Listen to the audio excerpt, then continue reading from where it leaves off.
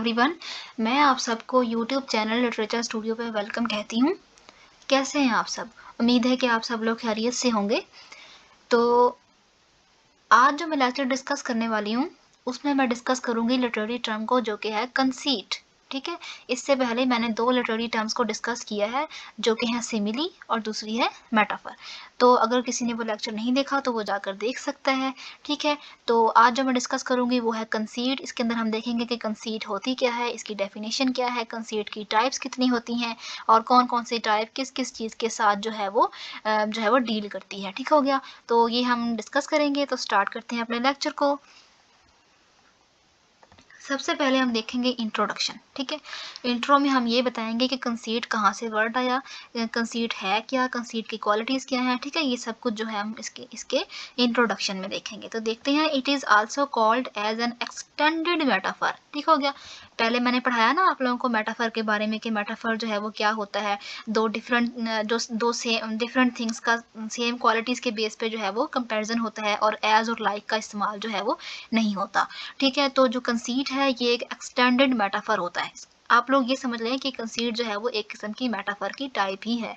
तो इसके अंदर जो है वो मेटाफर को एक्सटेंड करके दिखाया जाता है, मतलब मेटाफर को डिस्कस करेंगे लेकिन एक्सटेंडेड फॉर्म में डिस्कस करेंगे। देन वो कहता है conceits are mostly unique and genuine and can present striking juxtaposition and comparison of unlike things. ठीक हो गया, अब देखो कंसीट जो है वो मेटाफर से किस तरह डिफरेंट है। एक बात इसमें जो है वो उसको उससे डिफरेंट करती है। देखो, उसमें था कि कंपैरिजन था सेम क्वालिटीज़ की बेस पे और अनलाइक थिंग्स थी। ठीक है, इसमें भी अनलाइक थिंग्स है लेकिन सेम जो है वो क्वालिटीज़ नहीं है। ठीक है, ये यूनिक होती है और जेन्युइन भी होती है, जिसके अंदर एक स्ट्राइकिंग इफेक्ट पैदा करने की कैपेबिलिटी होती है। स्ट्राइकिंग जक्सटापोजिशन मतलब कि एक इंसान को एक ऐसी ऐसी कगार पर ले जाना कि इंसान जो है वो स्ट्राइक करे, मतलब हैरान हो जाए कि हाँ भाई ये तो बड़ी कमाल की चीज़ है। ठीक है, इस तरह के जो है वो फॉर्म्स का इस्तेमाल इसके अंदर करते हैं। फिर है कि conceit was very famous among metaphysical poets like John Donne. ये जॉन डन एक पोइट है क्लासिकल पोइट्री के, उसके अंदर उन्होंने एक उनके वर्क में और जो मेटाफिजिकल पोइट्स हैं उनके वर्क्स में ये बहुत ही फेमस है, यूज़ वो बहुत करते हैं इसका। अब मैंने यहाँ पे वर्ड डिस्कस किया है मेटाफिजिकल। ठीक है, अब मुझे बताना पड़ेगा कि मेटाफिजिकल है क्या। ठीक है, जो मेटाफिजिकल है ना, इसकी ये जो है ना ये 2 वर्ड्स का कम्बिनेशन है। ठीक है, एक है मेटा, दूसरा है फिजिकल। मेटा कहते हैं कि बियॉन्ड, ठीक है, परे परे होना, और फिजिकल जो है वो फिजिकल ब्यूटी, आप लोगों को पता है फिजिकल एग्जिस्टेंस।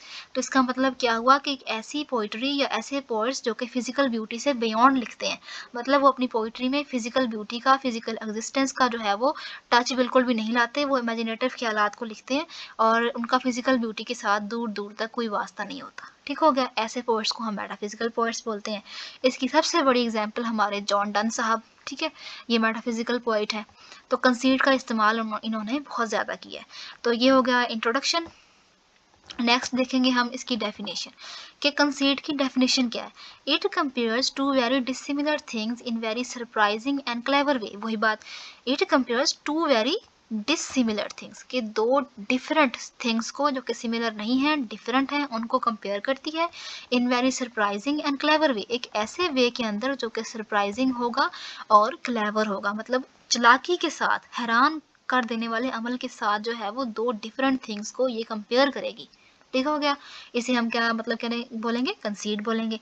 फिर है it is usually a simile और metaphor which forms an extremely indigenous and fanciful parallel between dissimilar things or situations. वही बात, इस पूरी लाइन में जो जो है ना ये डिस्कस किया गया है कि जो कंसीट होती है ना, ये सरप्राइजिंग इफेक्ट के साथ, क्लेवर इफेक्ट के साथ सिमिली और मेटाफर का भी इस्तेमाल करती है। मतलब मैंने बताया था ना पहले कि जो कंसीट है ये एक्सटेंडेड मेटाफर है, तो मेटाफर और सिमिली जो है वो इसके अंदर यूजुअली इस्तेमाल होते हैं लेकिन एक्सटेंडेड फॉर्म में इस्तेमाल होते हैं।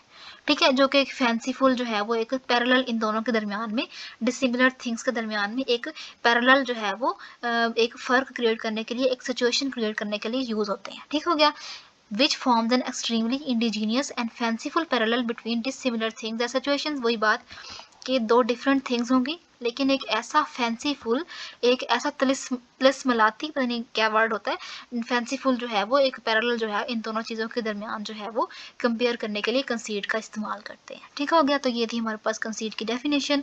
नेक्स्ट पे हम देख लेते हैं कंसीड की एग्जाम्पल्स। ठीक है, पहली एग्जाम्पल वो दे रहा है कि a broken heart is like a damaged clock.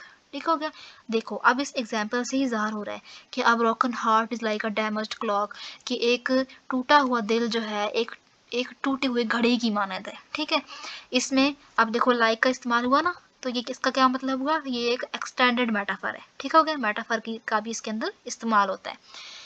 तो उसने ब्रोकन हार्ट को एक डैमेज्ड क्लॉक के साथ जो है वो कंपेयर किया।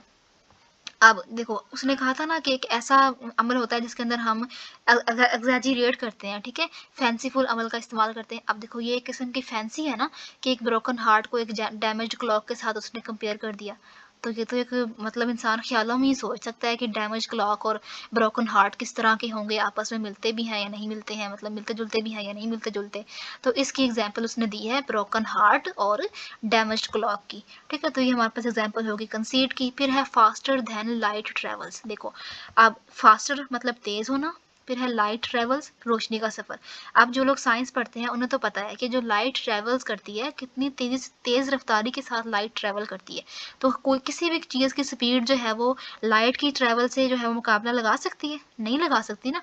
तो इसके अंदर क्या किया गया, एक्सटेंडेड मेटाफर का इस्तेमाल किया गया, बातों को एक्सटेंड करके दिखाया गया है, कंपैरिजन को एक्सटेंडेड फॉर्म में दिखाया गया है। तो ये क्या हुआ, कंसीड हुआ। ठीक है, फास्टर देन लाइट ट्रेवल्स। फिर है marriage is like getting a root canal. Marriage जो है वो एक ऐसा अमल है जिसके अंदर हम एक रूट कनाल को लेते हैं। ठीक है, रूट कनाल होता है कि कोई बहुत ही भारी जो है वो सफ़र कर लेना, बहुत ही भारी चीज़ का बर्डन बर्दाश्त करना। ठीक हो गया, वैसे देखा जाए तो ये एग्जाम्पल तो मुझे ठीक ठाक सही लगती है, मतलब कंसीड में ये एग्जाम्पल जो है वो ठीक इस्तेमाल की गई है। ठीक है, तो marriage is like getting a root canal, ये कंसीड की एग्जाम्पल होगी। फिर है coral is far more red than her lips red. देखो उसने कोरल और जो लिप्स रेड है इन दोनों चीज़ों को आपस में कंपेयर कर दिया। ठीक है, अब देखो इन दोनों चीज़ों का दूर दूर तक कोई वास्ता नहीं होता, लेकिन उसने उसको कंपेयर किया। तो यही खासियत है कंसीड की, कंसीड में ऐसा ही होता है। ठीक हो गया, तो ये थी इसकी एग्जाम्पल्स। नेक्स्ट हम देखते हैं कि कंसीड जो है वो कितनी टाइप्स की होती है। कंसीड जो है वो 2 टाइप्स की होती है। पहली टाइप होती है पैट्रियार्कल कंसीड और दूसरी होती है मेटाफिजिकल कंसीड। ठीक है, मेटाफिजिकल तो मैंने आपको पहले जो है वो किया ना कन्फर्म कि मेटाफिजिकल क्या होता है। ठीक है, याद रखिएगा। फिर है पैट्रियार्कल कंसीड। ठीक है, सबसे पहले हम